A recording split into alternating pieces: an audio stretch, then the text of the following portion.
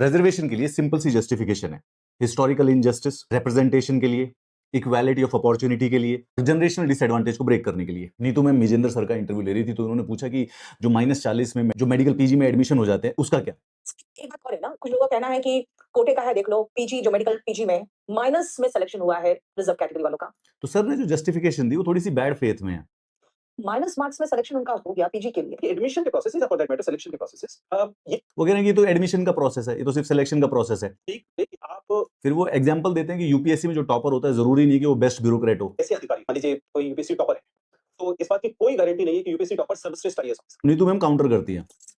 उसमें आप जैसे हिस्ट्री पढ़ के जा रहे हैं, लेकिन इसमें सर आप मेडिकल में एडमिशन अब लो मेडिकल एडमिशन ले रहे हैं, आपने पीजी में एडमिशन लिया, अब आप 2 साल तक उस पर्टिकुलर ब्रांच को पढ़ेंगे और आप एमबीबीएस करके आएंगे। अब एमबीबीएस करके आए हैं। अब एक जेन्युइनली बात बताइए, there is a legitimate reason for reservation, लेकिन वो एमबीबीएस करके आने के बाद अगर उसके -40 नंबर आए हैं या 4 नंबर आए हैं, 5 नंबर आने पे उसको एडमिशन मिल रहा है, यहाँ पर आप पढ़ते रहेंगे इसके बेसिक मेडिकल कहाँ आता है? उसको 800 नंबर के पेपर में उससे 10 नंबर नहीं लाए जा रहे हैं, उसको कहाँ से बेसिक मेडिकल आता है? 5 साल की पढ़ाई के बाद।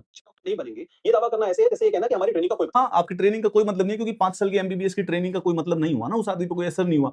सेकंड, जो बच्चा नहीं पढ़ता है उसका ये मतलब नहीं थे कि वो अच्छा पढ़ लेगा अचानक। यस, भाई जो आदमी 5 साल तक नहीं पढ़ा और उसके बाद उसका अगर पीजी में एडमिशन हो गया तो वो उसको 2 साल क्यों पढ़ेगा? वो उसकी 5 साल की ट्रेनिंग नहीं हुई थी क्या? 5 साल की भी उसकी ट्रेनिंग हुई थी।